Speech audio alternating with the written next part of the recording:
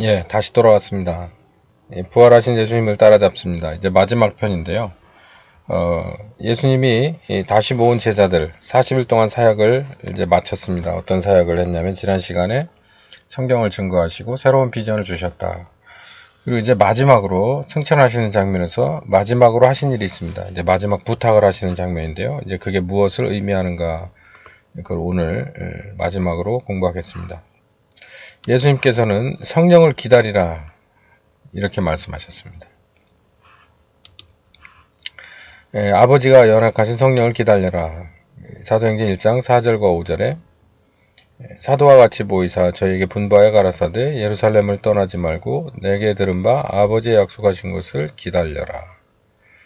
또 8절에 오직 성령이 너희에게 임하시면 이 권능을 받고 예루살렘과 온 유다와 사마리아 땅끝까지 이르러 내 증인이 될 것이다. 이 말씀을 하시고 승천을 하시는데요. 이제 결론은 그거죠. 기다려라. 약속하신 성령을 기다려라. 아버지가 언약하신 건데 그 성령님을 기다려라. 이제 너희들이 할 일은 바로 이거밖에 없다. 이 얘기를 하신 거예요. 기다리라는 얘기죠. 기다려라. 성령을 기다려라. 자, 여기서 아버지가 언약하신 것이다 라고 하는 것을 이제 먼저 좀 봐야 될 필요가 있겠습니다. 일단 기본적으로 아버지가 언약하신 것, 아버지의 약속은 반드시 성취된다 라는 것을 우리는 알 수 있겠죠. 아버지 하나님의 언약은 성취된다. 민수기 23장에 그분은 인자가 아니다. 시건하지 않는다. 뭐 한다고 그랬다 안 한다 이런 분이 아니다. 그분은 하나님이기 때문에 반드시 약속은 성취된다. 요 얘기를 우리는 알 수 있죠. 뭐 기본적으로 우리는 이걸 알 수 있는 거죠. 근데 여기서 아버지가 언약하신 것이라고 하는 것을 좀 더 깊이 들어가 보면 요한복음 14장에 들어가 봐야 됩니다. 아버지가 왜 이걸 언약하셨느냐? 예수님께서 요청을 했다는 거예요. 14장 16절부터 18절까지 보면 내가 아버지께 구하겠다. 무엇을? 너희들에게 보혜사를 보내달라고 내가 구하겠다. 그래서 오신 성령께서 너희와 함께 있게 영원토록 함께 있게 해달라고 요구를 하겠다. 요청을 하겠다. 이제 이 얘기죠. 예수님이 요청을 하셔서 아버지가 허락하시고 약속하셨다는 거예요. 무엇을? 성령을. 그러니까 우리는 여기서 이 무게감을 느껴야 돼요. 예수님께서 우리에게 이 성령님이 필요하시다라는 것을 미리 아셨다는 거죠. 그러니까 우리는 이렇게 말하면 안 돼요. 그냥 나 스스로 배운 대로 할 수 있어 라고 생각을 하면 안 돼요. 물론 이제 그럴 사람이 거의 없겠지만 이면적으로 가만히 보면 성령님을 정말 의지하는 목회를 하십니까? 설교를 하십니까? 상담과 기도를 하십니까? 그런 결정을 하십니까? 성령님이 주신 그 가치에 따라서 여러분은 판단을 하시고 오늘을 사십니까? 그렇게 먹고 마십니까? 그렇게 뛰십니까? 또 그렇게 쉽니까? 라고 물어본다면 이건 또 얘기가 다르죠. 그건 그거고 그냥 이거는 정말 중요한 몇 가지 이건 아닌 거예요. 하나님 앞에 우리들이 모든 것이 중요합니다. 여러분의 자녀, 사랑하는 자녀가 있다고 생각해 보세요. 사랑하는 자녀의 하찮은 장면이 있고 또 이건 굉장히 예쁘고 중요한 장면이 따로 있습니까? 그 자녀가 정말 어떤 자녀냐에 따라서 그렇게 바뀔 수 있습니까? 제가 볼 때 그건 없다고 그렇지 않다고 생각해요. 모든 게 중요하죠. 모든 게 중요해요. 오늘 아침 늦잠 자느라고 밥을 안 먹은 것도 안타깝고 또 어쩌면 대입 수능 시험을 좀 잘못 본 것도 안타깝고 똑같은 거라고 저는 생각을 해요. 우리는 혹시 그렇지 않다고 생각할 수 있지만 하나님은 우리를 보실 때 그렇게 보지 않습니다. 다 똑같아요. 그러니까 오죽했으면 성령님이 필요하다. 성령님께서 여기 보니까 그때 필요한 때마다 이렇게 얘기하지 않고 영원히 너희와 함께 있게 하겠다. 그렇게 내가 부탁을 드리겠다. 요청을 하겠다. 그러니까 우리가 성령님을 기다려라 라고 하는 이 말씀 안에 굉장히 중요한 것이 들어가 있는 거예요. 제자들은 제가 지난 시간에 그 말씀을 드렸죠. 정말 자신감이 떨어졌어요. 부활하신 예수님을 알면 알수록 배우면 배울수록 본인의 지분이 얼마 없다는 것을 아는 거죠. 오죽했으면 돌아가야 되지 않느냐 이렇게 생각을 한 거예요. 우리 같은 사람이 뭘 할 수 있어 라고 판단을 한 거죠. 그런데 이제 이 제자들을 정말 놓고 떠나시면서 이 시공과 공간에 같이 있을 수 없어 떠나시면서 예수님이 제자들에게 하신 말씀이 야, 너희들 예루살렘을 떠나지 말고 성령님을 기다려야 돼. 너희들 이렇게 자신감이 없는데 너희들 이대로 흩어지면 안 된다. 흩어지지 말고 성령님을 기다려서 그분의 지도함을 받아라라고 요구한 거죠. 우리도 마찬가지예요. 교회 규모가 얼마나 크든 본인이 신학과 그에 관련한 학위가 얼마나 탄탄하든 이게 중요한 게 아니라 우리는 그 어떤 사람이라도 성령님이 아니면은 우리는 바로 설 수가 없다는 것을 알아야 돼요. 그 때문에 기다릴 줄 알아야 된다는 겁니다. 하나님의 언약은 반드시 성취되기 때문에 기다릴 줄 알아야 돼요. 이 언약이 뭘까요? 지금 얘기하는 언약은 다른 게 아니라 성령님께서 오신다는 언약이죠.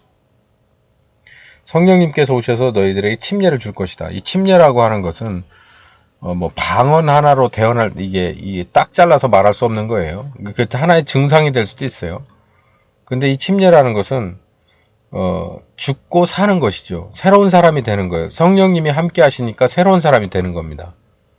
전에 저 사람이 말에 능하지 못하고 말에 실수가 많고 이런 여러 가지 것이 있었지만 성령님께서 오셔서 그 사람이 다른 사람이 되게끔 하신다는 거죠. 이게 바로 성령 침례인 거죠. 물 침례는 일회성입니다. 그리고 순간적인 결단에 따라서 침례자를 따라 들어가면 돼요. 근데 이 성령 침례는 순간에 이게 안 되는 거예요. 그 성령님과 동행해야 되니까. 마치 이런 겁니다. 군복을 입는 건 순간에 입을 수 있어요. 사인하고 도장 찍고 훈련소에 입소함으로 그냥 며칠 사이에 딱 입어버릴 수 있는 거예요. 그러나 그리스도의 유니폼은 하루아침에 입을 수 없어요. 내가 교회로 들어오는 건 침례를 받는 건 하루아침에 들어올 수 있어요. 결단하고 침례자를 따라서 물에 들어가므로. 근데 정말 눈에 안 보이는 더 중요한 성도로서의 올바른 그리스도 유니폼은 성도로서의 예복은 하루아침에 입어지는 게 아니라는 것을 알 수가 있어요. 그건 사람 앞에나 하나님 앞에나 다 증명돼야 되는 일이기 때문에 정말 쉬운 일이 아니에요. 그걸 도와주시려고 성령께서 오신다. 우린 이걸 알아야 됩니다. 그래서 목사들은 항상 이걸 가르쳐야 돼요. 목사가 그 일을 해줄 수 없어요. 그리스도의 유니폼을 입혀줄 수 없어요. 본인도 입어야 되는데 본인도 옷매무새를 늘 가다듬어야 되는데 어떻게 남을 것까지 주도적으로 해줄 수가 있어요. 저는 없다고 단언합니다. 그럼 뭐냐? 아니 성경에 나와 있죠. 예수님 말했잖아요. 성령님께서 하신다. 목회자는 이걸 독려를 해줘야죠. 성령님을 만나게 준비 작업을 해주고 또 독려를 해서 그분과 만나고 또 잘못된 것들을 다시 바로잡아주고 말씀을 가지고 그들을 권면해서 올바른 방향으로 가서 성령님과 더불어서 확고하게 서 나갈 수 있도록 독립해 나갈 수 있도록 키워주는 역할이 이제 목회자의 역할이라고 저는 생각해요. 이 언약이 성취될 것이다. 그러니까 좀 기다려야 될 필요가 있다. 이걸 못 기다리게 되면 사울처럼 됩니다. 이걸 기다리지 못하면은 사무엘을 기다려야 돼 라고 생각을 하다가 이거를 여러 가지 이유로 인해서 포기해 버리게 되면 사울과 같이 버림을 받아요. 이거는 하나님이 야 너하고 나 일 못해 이렇게 해서 던지는 것도 있지만 가만히 생각해 보세요.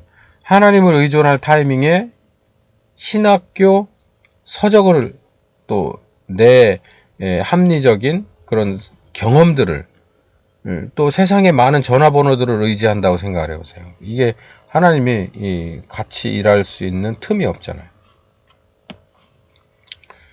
기다릴 줄 알아야 됩니다.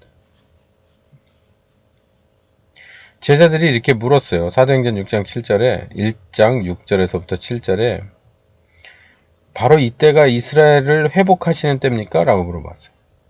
예수님이 뭐라고 되냐면 아버지께서 그 자기의 권한에 두셨으니 너희들이 이거에 대해서 알 바는 아니다.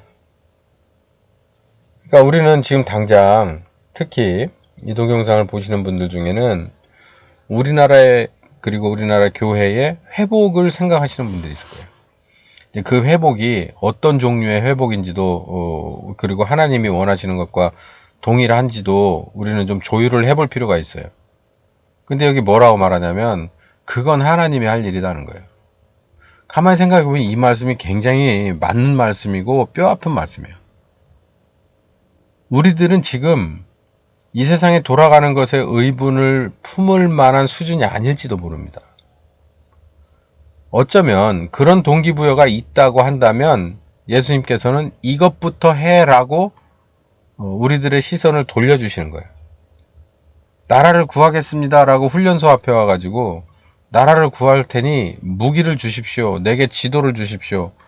내게 장비를 주십시오. 내게 병력을 주십시오. 라고 하는 어느 한 개인이 있다고 생각하면 그 훈련소장이 뭐라고 하겠어요? 넌 조교한테나 막 가라.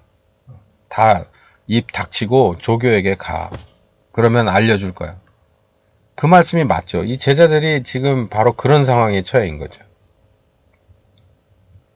하나님이 하셔야 되는 거죠. 하나님이 앞서셔야 되는 거죠. 하나님의 계획이 내게 주어져야 되는 거죠. 거기서 작은 부분을 감당하는 거죠. 그러려면 가장 중요한 게 기다릴 줄 알아야 되는 겁니다. 이 강아지를 하나 데려다가 조련을 하고 있습니다.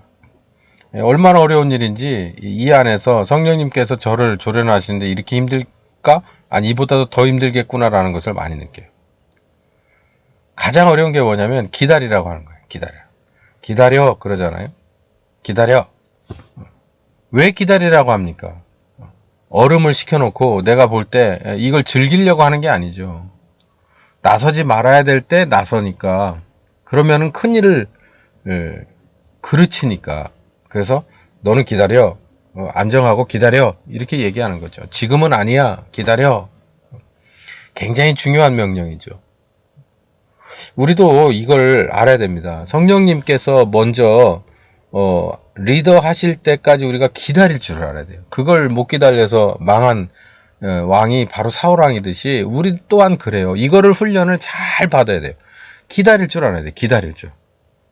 답답하고 힘들어도 내가 볼 때 이거 이렇게 그냥 오른손만 하나 내뻗으면 이 말 한마디면 끝날 것 같은데 아니요. 기다리라면 기다릴 줄 알아야 돼요. 아버지의 뜻을 이루기 위해서 정말 얼마나 기다릴 줄 알았습니까, 아들이. 그것처럼 우리도 기다릴 줄 알아야 된다. 기다릴 줄. 요한복음 21장 20절에서 22절 지난 동영상에 말씀드렸듯이 요한의 그 땅끝은 어딥니까? 라고 물어봐요. 베드로가. 뭐 이유가 있겠죠. 그러나 뭐라 그러냐면 다른 거 쳐다보지 말고 넌 나만 쳐다봐. 나만 따라와. 다른 사람 뭐 어떻게 되는 거 그거 왜 관심을 가져? 넌 나만 따라와. 넌 내게 집중해. 이제 이런 말씀을 하시는 거잖아요. 굉장히 의미 있는 얘기입니다. 반대로 스스로 나가는 거 이거 문제가 커요. 에레미야 28장 15절에 보면은 이런 장면이 나오는데 에레미야는 선지자로서 이제 궁지에 몰리게 되죠. 왜냐하면 하나님의 말씀을 받아서 그대로 예언을 해주니까 그때 상황에서 비관적인 얘기들이 많이 나와요. 그러니까 이 많은 그 선지자라고 하는 사람들이 그렇지 않아. 예레미야 말처럼 비관적이지 않습니다. 왕이시여 걱정하지 말고 전쟁하시고 우리는 바로 회복되며 더 강대해질 것입니다. 라고 좋은 것만 예언을 해주는 거야. 그래서 궁지에 몰려서 얼마나 눈물겨운 일을 많이 당합니까? 그때 이렇게 얘기하는 거예요. 여호와께서 너를 보내지 아니했지만 너는 저 백성에게 와서 거짓말로 예언을 한다. 아니 상대방에게 뭔가를 얘기를 해줘야 되는데 그 사람이 원하는 소리를 해주게 되면 담은 커피 한 잔이라도 얻어먹는 겁니다. 예? 밥을 한 그릇이라도 얻어먹는 거고요. 감사헌금이라도 두둑하게 나오는 거예요. 아니면은 말 한마디라도 진짜 진심을 가지고 감사하다고 하고 가는 거예요. 그 인지상정이죠. 반대일 경우에는 그렇지 않고 오히려 봉변을 당할 수도 있어요. 예레미야가 그런 상황이거든요. 근데 하나님이 우리에게 늘 축복해 주시기만 원하시지만 우리가 축복받을 만한 사람으로 이렇게 바뀌게끔 하려면 따끔한 것도 얘기해야 돼요. 우리가 우리 자녀에게 좋은 것만 얘기해 줍니까? 제 기억으로 하루에 100마디를 한다면 99마디는 하지마였어요. 하지마. 왜 그랬어? 혼난다? 이런 얘기였어요. 그거 왜 그래요? 남의 집 자식들한테 제가 그렇게 얘기해 줄 필요가 있습니까? 될 수 있으면 좋은 얘기만 해주려고 하죠. 어려운 얘기는 감추거나 우회하죠. 직접적으로 아프게 얘기하지 않아요. 그런 차이가 있어요. 하나님이 우리에게 비전을 보여주시기도 하죠. 위로를 주시기도 합니다. 그러나 그보다 더 많은 건 아마도 그렇지 하면 안 돼. 넌 이것 때문에 잘못된 거야 라고 하는 뼈저린 얘기가 아니겠습니까? 사람들은 정말 좋은 것만 듣고 싶어 해요. 좋은 것만 말하고 싶어 해요. 저는 그래요. 하나님은 그렇지 않다. 하나님은 우리를 사랑하시기 때문에 뭐 때로는 뭐 손잡아서 위로해 주시고 건져 주시고 다시 새로운 희망도 주시는 거예요. 맞아요. 원래 사실 하나님 사랑의 하나님 맞죠. 근데 그렇지 않을 때도 많다. 분명히 알아야 되고, 지금 우리가 목회자로서 또 신자로서 세상을 바라볼 때 좋은 얘기만 해줘서 될 그런 상황이 아니죠. 하나님이 이거는 아니야 라고 하는 분별력을 주시고 판단 주신다면은 또 그대로 말해주고 또 그대로도 묵묵하게 받아들이면서 걸어갈 줄 아는 사람이 돼야 되는 거예요. 그러려면 스스로 나가지 말고 기다려야 됩니다. 그냥 좋은 것을 권면해주고 좋은 것을 지향한다면 하나님의 뜻이 아니겠느냐? 아니요. 그렇지 않을 때가 더 많다니까. 성경을 가만히 보세요. 그렇지 않을 때가 더 많아요. 예레미야 28장도 마찬가지고 요한복음 7장에도 분명히 얘기하고 있잖아요. 스스로 말하지 마라. 그건 네 영광을 구하는 것이다. 따끔하게 얘기를 하더라도 성령님께서 이거는 해야 된다라고 할 때여야지, 또 위로를 주고 그리고 새로운 비전을 줄 때 성령님이 원하는 것이어야지, 본인이 뭔가 먼저 나가서 얘기한다면 그건 네 영광을 구하는 것이다 라고 이렇게 꿰뚫어 보고 계신 거죠. 하나님의 뜻과 사역을 빌미로 자기의 이익을 구하려는 목적을 가진 자는 성령께 매이지 않고 스스로 나갑니다. 못 기다려요. 그때까지 못 기다리는 거예요. 순종이 제사보다 낫고 사람이 하나님의 사역을 돕는 것이 과연 얼마쯤이나 될까요? 우리 지분이 얼마나 될까요? 역량이 얼마나 될까요? 오히려 성령님의 통제를 벗어나 하나님의 사역을 방해하지나 맙시다 라고 제가 말하고 싶습니다. 성령님을 따라 땅끝까지 가라. 예수님께서 승천 직전에 말씀하신 것. 첫 번째는 성령님을 기다려라. 그 다음에 두 번째는 오시면 땅끝까지 가라. 땅끝까지 가라. 땅끝은 이제 죽음이죠. 자기의 생명이 끝나는 데까지. 자격 요건이 있습니다. 이 자격 요건은 이제 이 전 동영상이나 앞으로의 동영상에도 여러 차례 직간접적으로 많이 나오게 될 텐데, 십자가 지기로 표현할 때 자기를 위한 십자가를 질 줄 알아야 되고요. 그게 첫 번째 자격 요건이고, 주를 위한 십자가를 져야 돼요. 이게 이제 훈련 과정이거든요. 첫 번째는 자기를 위한 십자가를 지는 과정이 필요합니다. 이런 사람으로 바뀌어야 돼요. 이건 무슨 얘기냐면 자기를 위한 십자가도 지기 싫어한다라는 얘기죠. 그거 원치 않는다는 거예요. 그런 사람이 아니라 자기 건 자기가 알아서 지는 거여야 돼. 이걸 배워야 된다는 거예요. 그리고 두 번째는 주를 위해서도 나는 이런 불공평과 그리고 이런 이 난관을 받아들이겠다라고 하는 이 두 번째 것. 주를 위해서 내가 이 정도 해야 된다. 어쩌면 내 모든 것을 드려야 된다라고 하는 것을 훈련한 거예요. 이 두 가지 이 자격 요건이 필요합니다. 마태복음 16장 24절에서 25절까지 자기를 위한 십자가를 지는 이 동기부여를 또 명령을 해주시죠. 우리 영이 거듭난 사람이 죄로부터 벗어나서 구원에 이르기 위해서 지는 십자가를 말해요. 이 얘기가 무슨 얘기냐면, 거듭났어요. 뭐가요? 뭐 다 거듭나요? 아니요. 우리 영만 거듭나요. 새롭게 창조되지요. 영은 누구도 범접할 수 없는 거예요. 그런데 우리의 마음과 몸은 아직까지도 죄의 그런 근거와 그리고 습성이 남아 있어서 거듭난 영을 아주 마음 아프게 하죠. 이렇게 살면 안 돼라고 하는 양심의 가책이 거기서부터 계속 울려나는 거예요. 그러면 이게 죄로부터 구원받은 사람이냐? 그렇지 않다는 거죠. 여기서 벗어나서 계속해서 후회할 일만 만드는 거듭난 사람의 수준에서 벗어나서 이제는 점점 더 후회할 일 없는 그런 하루를 살아가는 사람으로 바뀌기 위해서 자기를 위한 십자가를 져야 된다는 거예요. 이 내용에 대해서는 제가 여러 차례 전에도 말씀을 드렸고 이제 앞으로도 더 이제 드리게 될 겁니다. 그러니까 자기를 위한 십자가를 질 줄 알아야 돼. 그러니까 이거는 한마디로 정의하자면 말씀 따라, 그러니까 성령님 따라서 자기 몸 하나 자기가 건사할 수 있을 만한 상황이 돼야 돼요. 그러니까 남에게 의존하지 않고. 그렇지 않아요. 사역에 나갔는데 성령님이 나까지 신경 써야 되면 안 되잖아요. 이제 자기는 자기가 알아서 말씀 따라서 성령님과 하나 되는 것만으로도 자기를 추스릴 수 있을 만한 그런 기본적인 그런 준비가 되는 거예요. 군인으로서의 기본적인 거죠. 군인으로서의 기본.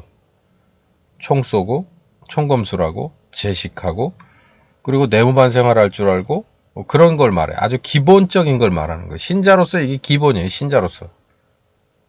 자기를 위한 십자가는 자기가 져요. 이걸 뭐 어떻게 설명을 해야 될까요? 이건 이제 동영상으로 이제 많은 사람들이 보게 될 텐데 이 단어가 적절하지 않은 것을 용서하십시오. 말하자면 어린아이가 태어나면요. 자기가 똥 싸고 오줌 싼 걸 자기가 못 치워요. 그러니까 자기가 만들어 놓은 그 지저분한 걸 자기가 알아서 치우지 못한다고. 근데 이게 이제 점점점 커가면서 배우죠. 배우다가 웬만한쯤 되면은 이제 자기가 기저귀를 띠고 화장실에 가서 약간의 도움이 필요하지만 그러나 좀 더 지나면 이제 도움이 전혀 필요 없고 신경 써준다 그러면 아주 싫어하고 정색을 하면서 자기가 자기 일을 다 하죠. 옷도 이제 차려입고 뭐 더 크면 이제 사러도 다니고 비판할 줄 알아요. 아, 나는 신세대니까 이렇게 입을게요. 그렇게 커가듯이 우리도 그래야 된다는 거예요. 우리도 신자로서 자기가 만들어 놓은 문제들은 이제는 그 말씀 따라서 내가 잘못한 것은 인정할 건 인정하고 잘못된 대가를 치를 건 치르는 그런 아주 기본적인 자세를 하나님의 자녀다운 자세를 가질 줄 알아야 돼요. 전에는 웬만하면 남 탓하고 웬만하면 도피하려고만 했는데 이제는 그렇지 않는다. 이렇게 바뀌어야 된다는 게 이게 첫 번째 자격이고요. 이렇게 된 사람이 이제는 내가 주님을 뭔가 도와줄 일이 없을까?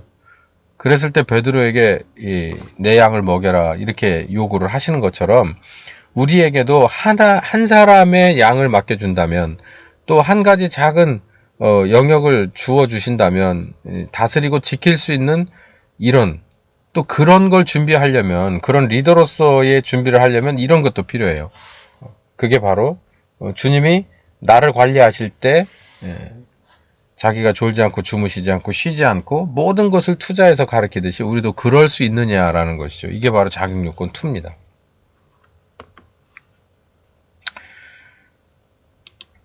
그래서 재물에 관한 것을 이렇게 설명을 드리려고 이렇게 뽑아봤는데요. 레위기에 보면 제사법에 대해서 나오고 재물에 관해서 나오는데 되돌릴 수 있는 재물이 있고 그럴 수 없는 재물이 27장에 나와요. 그러니까는 가다가 실패할 수 있는 그런 걸 말해요. 그래도 상관없는 걸 말해요. 근데 이게 한번 갔으면 돌아오지 못하는 게 있다는 것을 여기 28절에 나오거든요. 우리는 이런 거여야 돼요. 이게 바로 두 번째 십자가예요. 하나님 앞에 드렸으면 다시 한번 되돌려 받을 수 없는 게 있어요. 돌려주세요. 제가 잘못 생각했어요. 라고 해서 할 수 없는 거예요.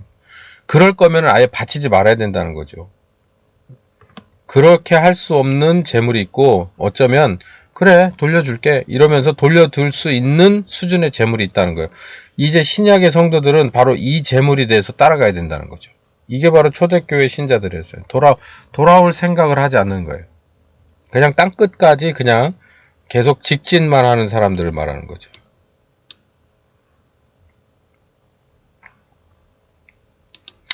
제자들이 한 일이 무엇이냐. 그죠? 이 부탁을 받은 제자들이 한 일이 바로 크게 두 가지인데, 제자들 중에서 이제 이 가론 유다의 자리를 이제 어느 한 사람을 제비를 뽑아서 채웁니다. 이게 의미하는 것은 흩어질 생각이 없는 거예요. 아, 이제 흩어져서는 안 되겠구나. 이제 벌써 믿기 시작한 거죠. 예수님이 부탁하신 것을 믿고 그대로 하기로 결정을 하고 따라다니는 거예요. 전열을 재정비한 일을 합니다. 그리고 전혀 기도에 힘썼다. 아까 제사에서 제물에서 하나님 앞에 한번 드리면 돌려받을 수 없는 재물이 있다는 거죠. 그것처럼 이 제자들도 그런 한번 드리고 돌려받지 않고 땅끝까지 가려고 하는 이 재물에 관해서 이제 기도하기 시작하는 거예요. 제자들이 얼마나 많이 컸습니까? 자기 몸 하나 살겠다고 스승을 버리고 도망갈 때가 엊그제 같은데 뭐 근 40일, 50일 만에 이 제자들이 완벽하게 바뀌어서 이제 자기들을 모두 하나님 앞에 드릴 준비가 돼 있는 사람이 되잖아요. 예수님은 부활하셔서 정말 뭐 길지 않은 시간을 제자들과 함께 했어요. 그것도 24시간 함께 한 건 아니고 필요할 때마다 함께 해주셨어요. 그 고비고비마다 그런 중요한 시점마다. 그러면서 이 제자들을 완벽하게 이제 사도로서 길러내는 일을 해요. 물론 이제 제자들이 약간의 믿음을 가지고 흩어지지 않고 기도를 한 건 있습니다. 그것도 이제 우리들이 해야 될 몫인데요. 예수님은 그래서 부활하신 뒤에 40일의 사역이 굉장히 중요한 거예요. 근데 애초에 말씀드렸듯이 이 부활하신 40일의 그런 사역이 지금 보혜사 성령님께서 하신다. 그렇기 때문에 이 동영상을 보시는 여러 분들은 지금 성령님 시대라 보혜사 성령님께서 오셔서 가르쳐 주기를 원하는 경우가 더 많을 거고, 그 가르침 중에서 이제는 웬만하신 분들은 이제 함께 사역하기를 원하시는, 그래서 이제는 믿음으로 자기를 하나님 앞에 드리기를 원하는 그런 수준에 가 있는 분들도 있겠죠. 특별히 이 대한민국에 정말 하나님이 함께 하시고 새롭게 하시는 것을 꿈꾸시는 여러분들은 이제 반을 허리매서 쓸 수 없어요. 하나님이 고쳐야 됩니다. 하나님이 이 땅을 고쳐서 새롭게 하셨듯이 애초에 또 이제 정말 어려워진 이 삶을, 이 대한민국을 고치시려면 또 하나님이 나서셔야 되는데, 그때 동반하실 만한 그런 사역자들이 다 되려면 오늘 말씀드린 부활하신 예수님을 40일간 따라붙었던 제자들처럼, 그리고 온전하게 교육을 받고 졸업해서 예수님을 따라갔던 그 사람들처럼 우리도 돼야 된다는 거죠. 이걸 명심하시고 정말 이게 하나님이 원하시는 것은 아닐 텐데 라고 가슴 아파서 애쓰시는 분들은 바로 이렇게, 어쩌면 많은 사람들은 그렇게 해서 세상을 바꿀 수 없어 라고 얘기할 수 있겠지만, 정말 세상은 우리가 바꾸는 게 아니고 하나님이 바꾸신다는 것을 믿고 멀지 않은 거예요. 좀 돌아가세요. 아니, 돌아가는 게 아니라 원점에서부터 올바르게 시작하는 겁니다. 이게 신자로서 예전에 대한민국을 새롭게 새로운 시작을 주셨듯이 이제 또 변화된 새로운 삶을 주시기 원하시는 하나님 앞에서 쓰임받을 수 있는 것이에요. 부활하신 예수님 무슨 일을 하셨나? 오신 성령님, 이제 가르쳐 주시는 성령님, 내게 부족한 점은 무엇?